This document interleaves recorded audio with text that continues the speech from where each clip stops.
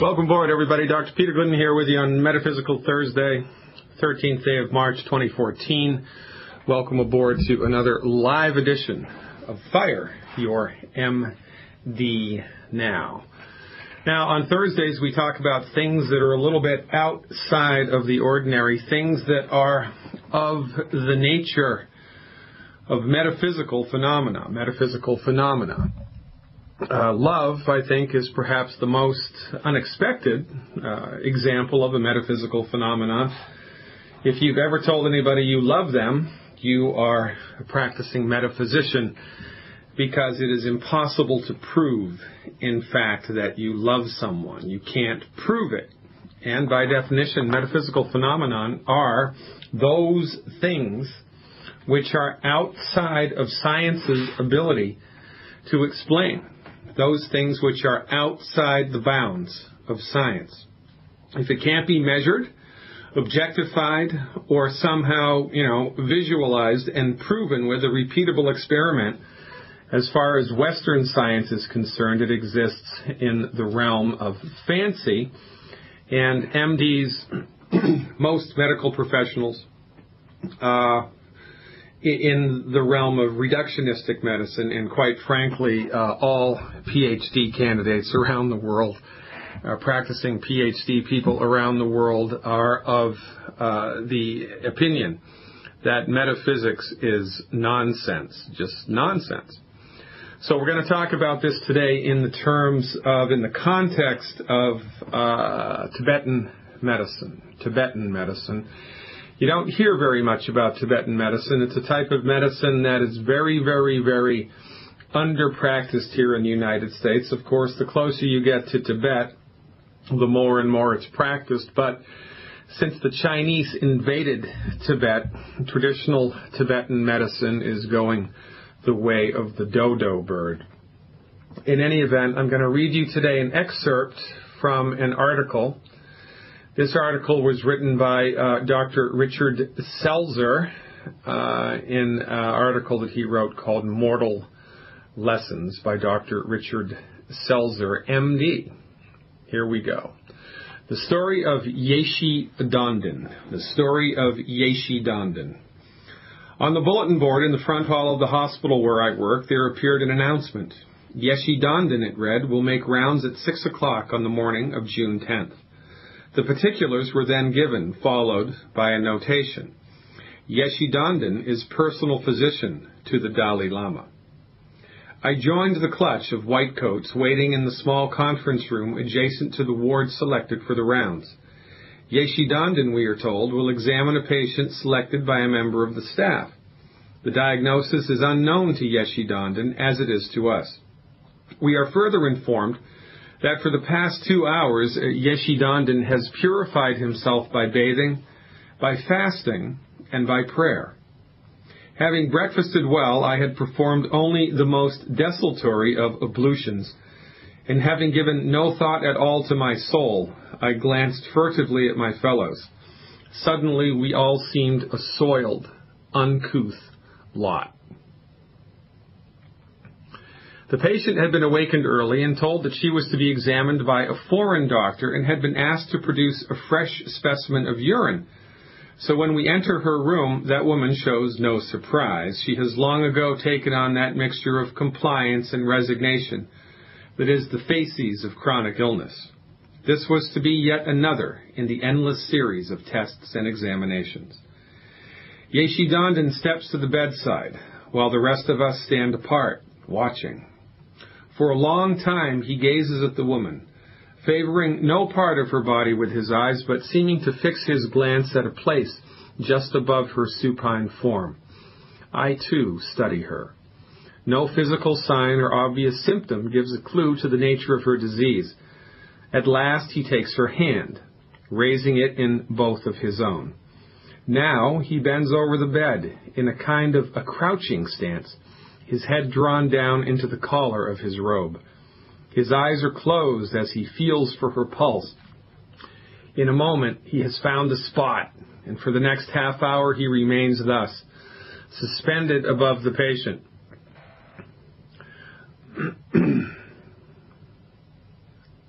like some exotic bird with folded wings, holding the pulse of the woman beneath his fingers, cradling her hand in his. All the power of the man seems to have been drawn down into this one purpose. It is palpitation of the pulse raised to the state of ritual. I cannot see her hands joined. I cannot see their hands joined in a correspondence that is exclusive, intimate, his fingertips receiving the voice of her sick body through the rhythm and throb she offers at her wrist. All at once I am envious, not of him, but of her. I want to be held like that, touched so, received. And I know that I, who have palpated 100,000 pulses, have not yet felt a single one. At last, Yeshidandin straightens, gently places the woman's hand upon the bed, and steps back. The interpreter produces a small wooden bowl and 2 sticks. Yeshidandin pours a portion of the urine specimen into the bowl and proceeds to whip the liquid with 2 sticks. This he does for several minutes until a foam is raised. Then, bowing above the bowl, he inhales the odor 3 times. He sets down the bowl and turns to leave. All this while he has not uttered a single word. As he nears the door, the woman raises her head and calls out to him. "Thank you, doctor," she says, and touches with her other hand the place he had held on her wrist. Yeshidandin turns back for a moment to gaze at her, then steps into the corridor. Rounds are at an end. We are seated once more in the conference room. Yeshidandin speaks now for the first time. He speaks of winds coursing through the body of the woman, currents that break against barriers, eddying. These vortices are in her blood, he says, the last spendings of an imperfect heart. Between the chambers of her heart, long, long before she was born, a wind had come and blown open a deep gate that must never be opened. Through it charged the full waters of her river, as the mountain stream cascades in the springtime, battering, knocking loose the soil and flooding her breath. Thus he speaks and is silent. May we know the diagnosis, the professor asks. The host of these rounds, the only man who knows, answers. Congenital heart disease, he says. Interventricular septal decept with resultant heart failure. A gateway in the heart, I think, that must not be opened. Through it charge the full waters that flood her breath. So, here is a doctor listening to the sounds of the body to which the rest of us are deaf. He is more than a doctor. He is priest. Now and then it happens, as I make my own rounds, that I hear the sounds of his voice like an ancient Buddhist prayer, its meaning long forgotten, only the music remaining. Then it possesses me, and I feel myself touched by something divine. This, again, originally an excerpt from Mortal Lessons, a book by the surgeon Dr. Richard Selzer. And this is an absolutely perfect example of the wonders of the human body and the potentials which are present. The potentials which are present in the realm of diagnosis, and we didn't even get into treatment here. He didn't even talk about treatment. This is just a diagnostic array. This is all that it was. No CT scans, no X-ray, no molecular repositioning of the atoms of your body, of the polarity of the atoms of your body by an MRI, no barium enemas, no invasive X-rays, nothing. Not even any puncture to the skin to draw blood. A simple urine sample and a pulse diagnosis, from which Yeshidandin accurately diagnoses the woman as having a hole in her heart, which she was born with, and now the heart is failing. Now, when was the last time you were ever touched or treated by a physician with this much respect and with this much efficacy? Dare I say never? And inquiring minds want to know, why isn't Tibetan medicine more prevalent? Why isn't traditional Chinese medicine and acupuncture more prevalent in the West? Why isn't homeopathy and naturopathy more prevalent in the world? Because things of this nature, real, honest to goodness, metaphysical diagnostic techniques, which are outside of the bounds of science to define, to describe, to conjugate, are completely unaccepted by the status quo, and the status quo is an old-fashioned, out-of-date methodology. It's a methodology which is based in a ridiculous notion that the human body is a evolutionary accident, a biochemical bag of stuff, and really there's no soul, there's no vital force, there's nothing else going on other than a complex mixture of biochemicals dancing around the body. It's nonsense. This is why your medical doctor is the most dangerous person in the world, because their view of what's going on in your body is lopsided and blind.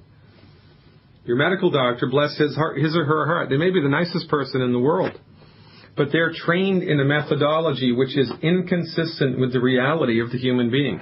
They are trained in a methodology which does not believe the human body can fix itself. They're trained in a methodology which believes that there is no soul, no vital force, no inherent ability of the body to do anything other than get old, suffer, and die. Traditional Chinese medicine, if you can find a doctor like Yeshi Dandan, go for it. I believe these diagnostic procedures should be the norm. X-rays and CT scans, the less so. I'm Dr. Peter Glidden. Today is March 13th, 2014. Stick around. You're listening to Fire Your MD Now. How about that? Wouldn't you love to have a doctor like that? Wouldn't you love to be under the care of a holistic physician who had a clue about the innate, true underpinnings of human nature? Wouldn't you just love to have that experience? Well, it's not going to happen in the wonderful world of allopathic reductionism. Let me read you from an email that we're sending out as an attempt to stem the tide of human suffering, and then we'll get right to the phones.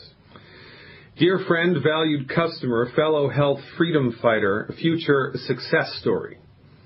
We are on a mission to end human suffering through educating our friends and family to seek results-based rational medicine versus the irrational disease management model practiced by MDs. We can begin to tip the scales in our favor. To do this, we must stand up and teach our communities about science-based, clinically verified, holistic medical nutrition. For almost 100 years, the pharmaceutical companies have been in bed with politicians, medical associations that control the media, teaching hospitals, and medical universities. They have created a medical system that pushes out any results-based medicine that is not drug-related, or device or procedure that they can use to fill their wallets. For almost 100 years, our society has been socialized to believe that the only form of legitimate medicine, the only go-to doctor, is the MD, a member of the very same medical profession that has been co-opted by the pharmaceutical industry. More people die each day due to pharmaceutical drugs and unnecessary medical procedures than from any other form of injury or death. You would be interested to know that MD-directed pharmaceutical medicine does not teach nor encourage us to prevent disease. In fact, they go out of their way to discourage all other forms of licensed medical professions. Why is this? Because a healthy person doesn't need to take drugs. If you're healthy, Big Pharma and the MDs cannot profit from you. To the modern medical system, you are a commodity, plain and simple. If they can give you false information about healthy lifestyle choices, then they can gain you as a long-term customer. Examples of this occur every day. Health fads developed by pharmaceutical-funded research centers have cost thousands of lives and profited the pharmaceutical industry a lot. Salt-free, low-fat, whole-grain diets, you know the drill. What we've been told is healthy couldn't be further from the truth. Remember, the number one cause of bankruptcy in the United States is medical bills. The medical system isn't designed to create healthy people. MDs are trained in and practice disease management, not true health care. Would you go to a hospital if it was called Disease Management Center? Do you want to manage that disease or recover from it? So what can we do? We can't change the system. The system doesn't need to be fixed. It doesn't need to be tweaked. It doesn't need to be upregulated or downregulated. The system needs to be abandoned. As you know, true health comes from nourishing the body with the 90 essential nutrients, avoiding the 10 bad foods that cause damage and inflammation to the body, and giving the body ample amounts of antioxidants every day. As you have heard me say over and over and over, healing is easy. Give the body what it needs, and then just get out of the way. Your body had the intelligence to grow itself all by itself, from a single cell into the magnificent manifestation of you. Your body also has the intelligence to heal itself when we give it what it needs and stop giving it what it doesn't need. Now, you might be thinking to yourself, but my MD is a really nice person. My MD helped me in the past and isn't out to get me. Well, your MD may be the nicest person in the world, but he or she has been raised inside of a medical system that was not designed to cure disease. The MD medical system is most effective at emergency care, surgery when it's really necessary, and a handful of infectious diseases. Where MD-trained pharmaceutical medicine fails is in the treatment of chronic disease. Their approach to chronic disease is to disregard the cause and deliver symptom-suppressive drugs designed to manage the disease process. And this insane methodology is based upon the fundamental philosophy that the human body does not have the ability to fix itself, and that once something is damaged, your only option is to step aside and let the MD override the natural processes of the body and control your symptoms with drugs. More to follow, folks. Stick around. Welcome back, everybody. Dr. Peter Glidden here, your steadfast advocate for health. It is Metaphysical Thursday. Hope you learned something in that first segment. Let's check out the phones. Go to Dave up in Michigan and see what's cooking. Hey, Dave, thanks for the call. You are live. Hey, Doc, how you doing? I'm great, but I'll get better. What's cracking in Michigan, man? How about that snow last night? Oh, my God. We got about 8 inches here, and it is thick and heavy and wet, and the solar panels are just as wispy. It just blows right off. It is so wild. Yeah, but don't worry, Dave. Spring is only 7 days away. Yeah, right. That darn groundhog. Hey, I made 300,000 watts of energy with my solar panels in the month of February. 28 days, brother. Wow, that's remarkable. I mean, that's just remarkable, especially in February. I can't wait to see what happens in June, July, and August. Well, actually, my brother-in-law said the cooler the panels are, the more energy they produce.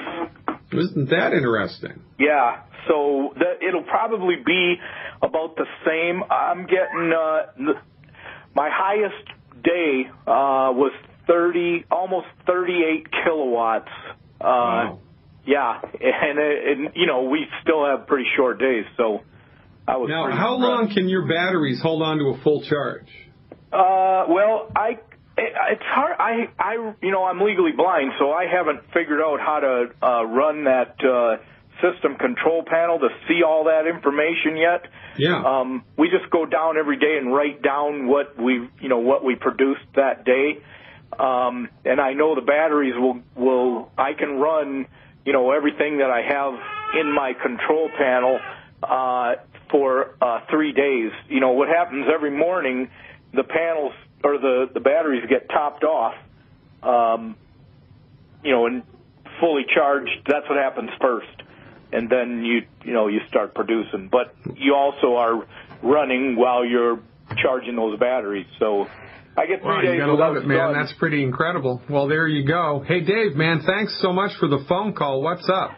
Well, I got a new team member here, John. He's 54, 5'10", about 180, and He's got protein in his urine and was diagnosed with, get this, membranous nephropathy. He's got high blood membranous pressure. Nephropathy, right? Got to be membranous nephropathy. Okay, yeah, that's yeah. That sounds, that's a real thing, membranous nephropathy. Well, you know, it's just one more kind of weird thing that's going to happen to the kidney. There's about 26 things that'll happen to the kidney, and they're all related, from our point of view, to the same operative cause. Of course, the allopathic MD doesn't give a crap about the cause. All they're going to do is put you on dialysis and, you know, put you on a list for a kidney transplant. It's nonsense. You still with me, Dave? Yes, sir, I sure am. You're right, it is nonsense. He's also got high blood pressure and high cholesterol, and his legs and feet swell when he consumes salt. Well, yeah, so here you go. So the game is afoot, right? Now, in people that have an illness like this, there's always more than one thing going on. There's always more than one thing going on. They don't just have kidney disease, and they're perfectly fine. They've got 6 or 7 other things, and they've had those 6 or 7 other things for a long time. All of these things are symptoms of an imbalance in the body. They're like the check engine light coming on in the automobile over and over and over again, right? High blood pressure, swelling in the legs, heartburn, insomnia, restless legs. Things that the MD will tell you are just a normal part of life and you just have to get over it because that's what happens is nonsense. These are all indications that the body is slowly starting to collapse and we need to intervene. Because if we don't intervene, it's only a matter of time until something else breaks because that's the way that it goes. Everything decays and dies, right? I mean, you have to work at stuff to keep it alive. You have to work at stuff to keep it alive. You have to refrigerate your eggs, otherwise they go bad. You have to cork the wine, otherwise it goes bad. You have to work at keeping entropy at bay. But the medical discipline that we've grown up inside of, the education of medicine that we've grown up inside of, has no understanding of this process whatsoever, no respect for it, and there's no intervention there. So our understanding of this process is that all the things that your buddy is suffering from are results of chronic undernutrification of the body. His body has run out of the stuff it needs to maintain proper tissue health, number one. And number two, he's unwittingly eating food that's causing low-grade inflammation all of the time, and it's only a matter of time until those chickens come home to roost and something breaks. From our point of view, the operative cause of a kidney disease is oxidative damage to the kidney, oxidative stress to the kidney. And that's caused, of course, by consistent consumption of fried food and oil in a bottle and well-done red meat, the skins of baked potatoes, yams, and sweet potatoes, nitrates in meat, well-done meat, wheat, barley, rye, and oats, etc., etc., etc. He needs to clean up his diet, number one. Number two, he needs to give his body the raw materials that it needs to optimize its structure and function. Remember, we don't treat disease. We give the body the stuff it needs to optimize its structure and function. We keep our fingers crossed, we get out of the way, and see how far back we bounce. Often, it's a remarkable distance that the body will bounce back. So, the recommendation here is easy, straightforward, simple. 1 anti-aging healthy start pack per 100 pounds of body weight per month. All right, you told me he's near 200, so he's going to get 2 anti-aging healthy start packs a month. 2 of those, 4 bottles of selenium a month, 4 bottles of selenium a month, 1 bottle of Ultimate Daily Capsules a month, 1 bottle of Ultimate Daily Capsules a month. I'd also give him the Ultimate Enzymes, 2 bottles of Ultimate Enzymes a month, 2 bottles of Ultimate Enzymes a month, and have him eliminate the 10 bad foods. Now, the reason that salt is capitulating swelling in his legs is because there's not enough protein in the blood. Salt is like a trigger. It's not causing the disease. If there was enough protein in his blood, he could eat all the salt that he wanted and nothing would happen. Salt seems like it's the cause, but it's not. The real cause is not enough protein in his blood. Not enough protein in his blood. That means he's either not eating enough protein or he's not absorbing the protein that he is eating. That's why we're going to clean up his diet. That's why we're going to give him the ultimate enzymes.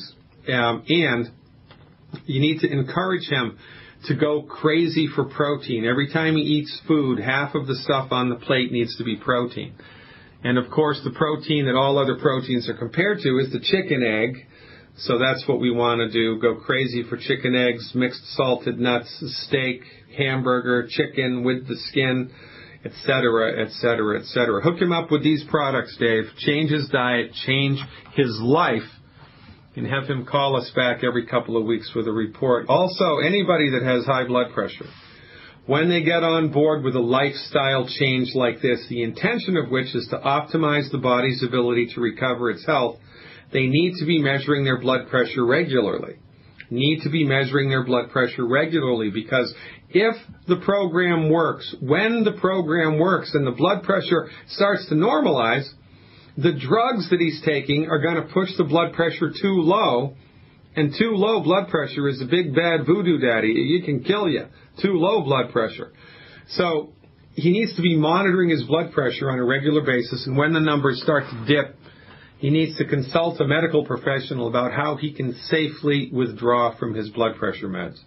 If you line all of those things up for him, it's only a matter of time until he starts to feel better, and then we'll keep our fingers crossed and see how far back his body bounces. I got to move on, buddy. I appreciate you. Keep up the good work in Michigan. From Michigan to California, Elvira is in the house, and it's not even Halloween. Hey, Elvira, thanks for the phone call. You are live. Hi, Dr. Glidden. Okay, so last night I was diagnosed. I went to the hospital. I was diagnosed with cyst formation on both of my ovaries. One of them has a septation within it, and the other one's a prominent flexure, if I'm pronouncing that correctly. Yeah. And it got me a little scared. I haven't had my period since January. Yeah. I'm 46, bad food free for 8 months. I did a Healthy Start pack and selenium. And I'm wondering, what am I doing wrong, or what do I need? Well, you're not doing anything wrong. You know, it's not like you're bad or wrong here. There's just a couple of things that need to be tweaked. And, we all live on good old planet Earth, and we're subject to the stress of life, and there's no way you can get around that. So from our point of view, ovarian cysts are caused by a progesterone deficiency, a deficiency in progesterone. Now, progesterone levels naturally decrease as you get older. They naturally decrease as you get older. But if your body is undernutrified and doesn't have the raw materials it needs to make hormones, because your body just can't make hormones out of thin air, it needs cholesterol to make hormones, plus a boatload of vitamins and minerals. Once your body has all of the raw materials it needs to make cholesterol and to make hormones, because your body makes its own cholesterol too, can only make about 20% of what it needs. Once you give your body the stuff it needs to have healthy hormone levels, then guess what? Your body has healthy hormone levels as long as all of your plumbing is intact. And I'm assuming they haven't removed any of the reproductive organs yet, right? No. Okay. I don't want them to either. Yeah, well, neither do I. Okay. So you need to start to eat more cholesterol. You need to eat a diet that's high in cholesterol. And the easiest way to do that is chicken eggs. And if you hard boil a chicken egg and the yolk turns gray or green or gets a gray or a green ring around it, the cholesterol has degraded and it's no good.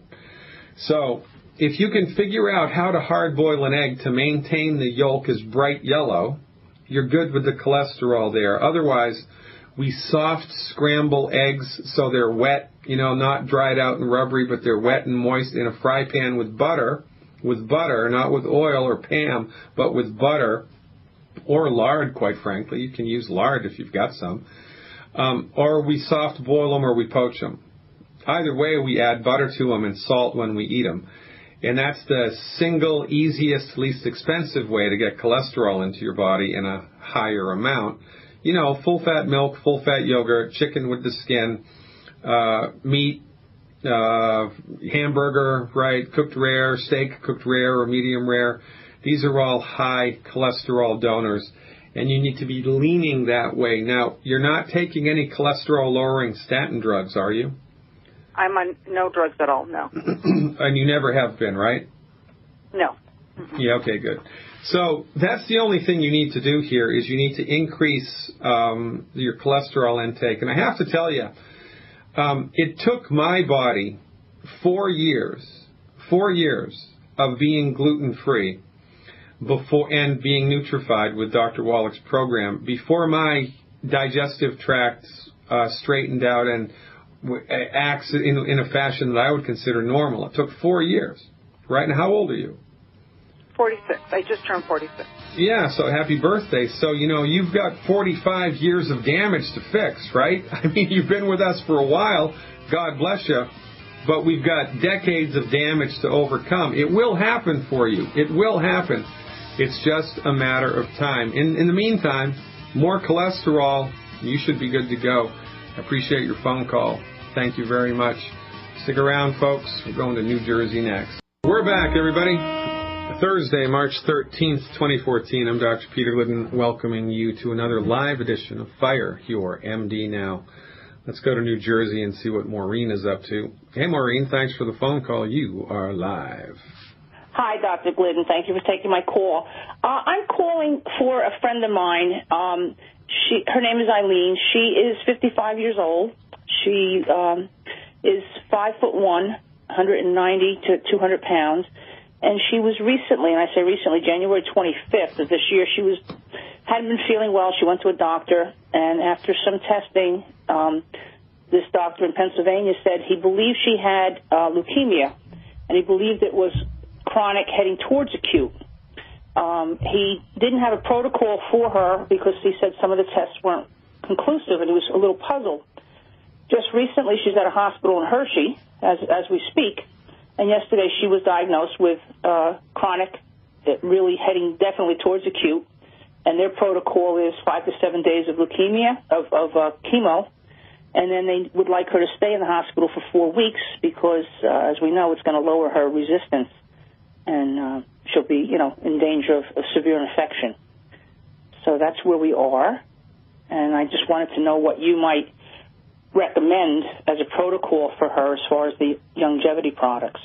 Well, it's a can of worms that you open up here because, number one, we can't treat cancer. It's illegal. We don't even treat, heartburn. We give people nutritional support, which the intention of which is to provide their body with the raw materials that the body needs to optimize its structure and performance. Now, it is a crying shame here in the great United States of America that the only people that are legally allowed to treat cancer are the people that are horrible at treating cancer, which is our friends, the MDs. They have an unbelievably bad track record of treating cancer, and yet they're the only people that can legally do it. There used to be a therapy years ago before chemotherapy became all the rage, and I've been threatening to do this for over a year now. I'm getting close to dialing this in. We're going to do a whole week on cancer, and I'm going to be interviewing people from all over the world in the alternative medicine to get their understanding and their take on the genesis of cancer and what to do about it. But years ago, before chemotherapy was a big deal, they were having really good success with leukemia. The MDs were with arsenic therapy. Arsenic, believe it or not, arsenic. Okay. I do not believe there are any treatment centers anywhere in the United States that still do the old-fashioned arsenic treatment because, cancer treatment is a gigantic moneymaker, and they're going to provide the therapies which make the most money and which are the least effective because that's what they do. Now, this is shameless self-promotion here. I want you to go to my website. I want you to buy your friend a copy of my book. If she has a Kindle, she can download it to her Kindle in 30 seconds. Just go to my website, fireyourmdnow.com, and click on the store link, and then buy a copy of my book, either an electronic copy or a soft copy. It's called The MD Emperor Has No Clothes. And in that book, I have a chapter on cancer, and there are 10 questions in my chapter on cancer that she needs to ask her cancer doctor. 10 questions that she needs to ask the cancer doctor in the presence of a witness and a recording device. And when she asks the doctor these very simple, straightforward questions, the doctor's answer and response to her questions will let her know whether or not she should go with the MD oncologist or not. Nobody ever asks oncologists hard questions. They don't do it. They just do whatever the doctor says, and then they suffer and die, and they go bankrupt into the bargain. So it's a gigantic problem. We really need to step up our game here individually. And I'm encouraging everybody in the world who has regretfully been diagnosed with cancer to get these 10 questions and ask their oncologist the 10 questions, and then they will know whether or not to move forward with the MD's therapeutics. And if everybody did this, conventional cancer treatment would grind to a halt because patients would be refusing it left and right because it doesn't work. It doesn't work. Now, if it were me, in order to optimize the structure and function of my body, well, we're up against a hard break, Maureen. You stick around. We'll top off the second hour with the answer to your question. I'm so glad you called. Check the website out and get that book and start making a stand, not only for yourself, but for everybody else. Stick around, folks. More to come.